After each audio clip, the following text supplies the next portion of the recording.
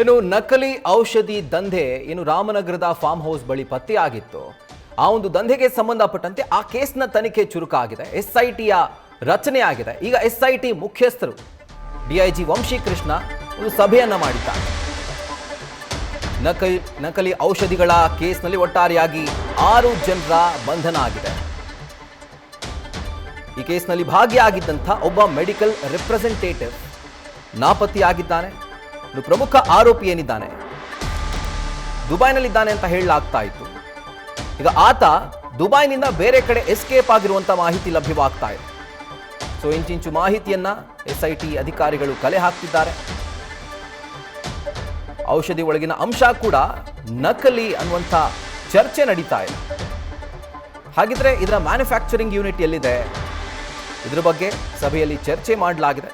ಕೂಲಂಕಷ ತನಿಖೆಯನ್ನು ನಡೆಸಲಿಕ್ಕೆ ಏನೊಂದು ಹೋಮ್ವರ್ಕ್ ಮಾಡಿಕೊಳ್ಬೇಕು ಅದೆಲ್ಲವೂ ಕೂಡ ಈ ಒಂದು ಸಭೆಯಲ್ಲಿ ಮಾಡಿಕೊಳ್ಳಲಾಗಿದೆ. ಎಸ್ಐಟಿ ಮುಖ್ಯಸ್ಥ ಡಿಐಜಿ ವಂಶೀಕೃಷ್ಣ ಒಂದು ಸಭೆಯನ್ನು ಇವತ್ತು ಮಾಡಿದ್ದಾರೆ. ಈ ಒಂದು ಕೇಸ್ನಲ್ಲಿ ಒಟ್ಟಾರೆಯಾಗಿ 6 ಜನರ ಅರೆಸ್ಟ್ ಆಗಿದೆ. ಆದರೆ ಕಿಂಗ್ ಪಿನ್ ಮಾತ್ರ ಇನ್ನೂ ಮಿಸ್ಸಿಂಗ್. ಆತ ದುಬೈನಲ್ಲಿದ್ದಾನೆ ಅನ್ನುವಂಥ ಒಂದು ಮಾಹಿತಿ ಇತ್ತು. ಆದರೆ ಈಗ ಸಿಗ್ತಿರುವಂಥ ಅಪ್ಡೇಟೆಡ್ ಇನ್ಫಾರ್ಮೇಷನ್ ಏನು ಅಂತಂದರೆ ದುಬೈನಿಂದ ಆತ ಬೇರೆ ಕಡೆಗೆ ಎಸ್ಕೇಪ್ ಆಗಿದ್ದಾನೆ ಅಂತ ಹೇಳಿ. ಸೊ ಹೀಗಾಗಿ ಈ ಒಂದು ನಕಲಿ ಮಾರಾಟ ದಂಧೆ ಏನಿದೆ ಔಷಧಿದು ಕೇವಲ ಮಾರಾಟ ಅಷ್ಟೇ ಅಲ್ಲ, ಮ್ಯಾನುಫ್ಯಾಕ್ಚರಿಂಗ್ನ ಸಂದರ್ಭದಲ್ಲಿ ಇದನ್ನು ತಯಾರು ಮಾಡುವಂತಹ ಸಂದರ್ಭದಲ್ಲೂ ಕೂಡ ನಕಲಿ ಅಂಶಗಳನ್ನು ಒಂದು ಐಟಮ್ಗಳನ್ನು ಬಳಕೆ ಮಾಡಲಾಗಿದೆ. ಈ ಒಂದು ನಿಟ್ಟಿನಲ್ಲೂ ಕೂಡ ಚರ್ಚೆ ನಡೀತಾ ಇದೆ. ಇದಕ್ಕೆ ಸಂಬಂಧಪಟ್ಟಂತೆ ಡೀಟೇಲ್ಸ್ ಅನ್ನು ನೀಡ್ತಾ ಹೋಗ್ತಾರೆ ನಮ್ಮ ಕ್ರೈಮ್ ಬ್ಯೂರೋ ಕರೆಸ್ಪಾಂಡೆಂಟ್ ಚಂದ್ರಶೇಖರ್. ಈಗ ಫೋನ್ ಮುಖಾಂತರ ಜಾಯಿನ್ ಆಗಿದ್ದಾರೆ. ಚಂದ್ರು, ಈಗ ಈ ಒಂದು ಮೀಟಿಂಗ್ನಲ್ಲಿ ಏನೆಲ್ಲ ಚರ್ಚೆ ಆಯಿತು ಆ್ಯಂಡ್ ಮುಂದಿನ ಹಂತದಲ್ಲಿ ಎಸ್ಐಟಿ ಯಾವ ರೀತಿಯಾದಂಥ ತನಿಖೆ ಮಾಡಬೇಕು ಅಂತ ರೆಡಿ ಮಾಡಿಟ್ಕೊಂಡಿದೆ ಅಂತ?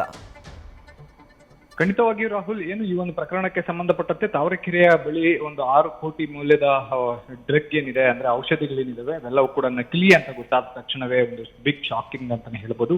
ಸದ್ಯಕ್ಕೆ ಎಸ್ಐಟಿ ಅಧಿಕಾರಿಗಳ ಒಂದು ಟೀಮ್ ಅನ್ನ ಈಗಾಗಲೇ ಸೆಲೆಕ್ಟ್ ಮಾಡಲಾಗಿದೆ. ಅದರಲ್ಲಿ ಐಪಿಎಸ್ ಅಧಿಕಾರಿಗಳಾಗಿರುವಂತಹ ಶಿವಪ್ರಕಾಶ್ ದೇವರಾಜ್ ಜೊತೆಗೆ ಲೋಕೇಶ್ ಜಗ್ಗಾಸ್ಕರ್ ಇಬ್ರು ಕೂಡ ಈ ಒಂದು ತಂಡದ ನೇತೃತ್ವವನ್ನು ವಹಿಸ್ತಾ ಇರುವಂತಹದ್ದು. ವಂಶೀಕೃಷ್ಣ ಜಾಯಿಂಟ್ ಕಮಿಷನರ್ ಅಥವಾ ಈಗೇನು ಹೆಚ್ಚುವರಿ ಆಯುಕ್ತರಾಗಿರುವಂತಹ ವಂಶೀಕೃಷ್ಣ ಅವರ ನೇತೃತ್ವದಲ್ಲಿ ಈ ಒಂದು ತಂಡ ಆಗ್ತಾ ಇರುವಂತಹದ್ದು.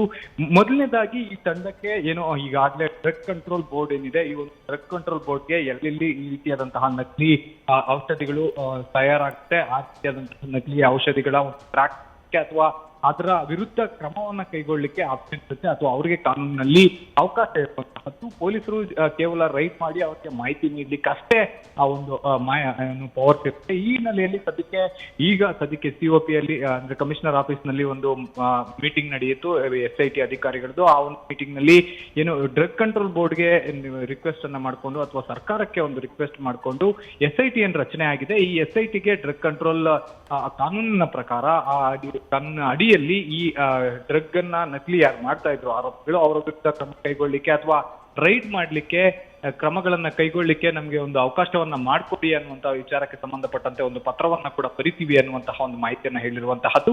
ಇನ್ನು ಮುಖ್ಯವಾಗಿ ತನಿಖೆ ಯಾವ ದಿಕ್ಕಿನಲ್ಲಿ ಸಾಗಬೇಕು ಅಥವಾ ತನಿಖೆ ಯಾವ ರೀತಿಯಾಗಿ ಮಾಡಬೇಕು ಅನ್ನುವಂಥ ವಿಚಾರಕ್ಕೆ ಸಂಬಂಧಪಟ್ಟಂತೆ ಈಗಾಗಲೇ ಏನು ಎಸ್ಐಟಿ ಅಧಿಕಾರಿಗಳ ತಂಡ ಈ ಡ್ರಗ್ ಏನು ಎಲ್ಲಿಂದ ಒಂದು ಸಪ್ಲೈ ಆಗ್ತಾ ಇತ್ತು, ಇದು ಅಂತಾರಾಜ್ಯದ ಜಾಲ ರೀತಿಯಲ್ಲಿ ಕಾಣ್ತಾ ಇರುವಂತಹ ಹಿನ್ನೆಲೆಯಲ್ಲಿ ಬೇರೆ ಬೇರೆ ರಾಜ್ಯಗಳಿಂದ ಏನು ಆಮದು ಮಾಡ್ಕೊಳ್ತಾ ಇದ್ದಂತಹ ಡ್ರಗ್ಸ್ ಅಂದ್ರೆ ಏನೆಲ್ಲ ಔಷಧಿಗಳು ಬರ್ತಾ ಇತ್ತು ಆ ನಕಲಿ ಔಷಧಿಗಳು, ಅದನ್ನ ಇಲ್ಲಿ ಯಾವ ರೀತಿಯಾಗಿ ಮ್ಯಾನುಫ್ಯಾಕ್ಚರ್ ಮಾಡಿ ಎಲ್ಲಿಂದ ರಿಟೇಲ್ ಮಾಡ್ತಾ ಇದ್ರು, ಒಂದು ಫಾರ್ವರ್ಡ್ ಆಗಿ ಇನ್ನೊಂದು ಬ್ಯಾಕ್ವರ್ಡ್ ಆಗಿ ಎರಡೂ ಕೂಡ ತನಿಖೆ ಆಗ್ಬೇಕು ಅಟ್ ಎ ಟೈಮ್ ಅನ್ನುವಂತಹದ್ದು ಎಸ್ಐಟಿ ಅಧಿಕಾರಿಗಳ ಒಂದು ನಿಲುವಾಗಿರುವಂತಹದ್ದು. ಈ ಹಿನ್ನೆಲೆಯಲ್ಲಿ 2 ಸಪರೇಟ್ ತಂಡಗಳಾಗಿ ಆ ಡ್ರಗ್ ತಯಾರಾದ ನಂತರದಲ್ಲಿ ಯಾವ ಯಾವ ಔಷಧಿ ಅಂಗಡಿಗಳಿಗೆ, ಯಾವ ಯಾವ ರಿಟೇಲ್ಗಳಿಗೆ, ಯಾವ ಆಸ್ಪತ್ರೆಗಳಿಗೆ ಸಪ್ಲೈ ಆಗ್ತಾ ಇತ್ತು ಅನ್ನುವಂಥ ವಿಚಾರಕ್ಕೆ ಸಂಬಂಧಪಟ್ಟಂತೆ ತನಿಖೆ ಆದ್ರೆ, ಇನ್ನೊಂದು ಈ ಒಂದು ಡ್ರಗ್ ಮಾಫಿಯಾ ಏನಿದೆ ಅಥವಾ ನಕಲಿ ಡ್ರಗ್ನ ಒಂದು ಜಾಲ ಏನಿದೆ ಇದರ ಮೂಲ ಎಲ್ಲಿದೆ ಅನ್ನುವಂತಹ ವಿಚಾರಕ್ಕೆ ಸಂಬಂಧಪಟ್ಟಂತೆ ತನಿಖೆ ಮಾಡಲಿಕ್ಕೆ ಮುಂದಾಗಿರುವಂತಹದ್ದು. ಈಗಾಗಲೇ ಎಸ್ಐಟಿ ಅಧಿಕಾರಿಗಳ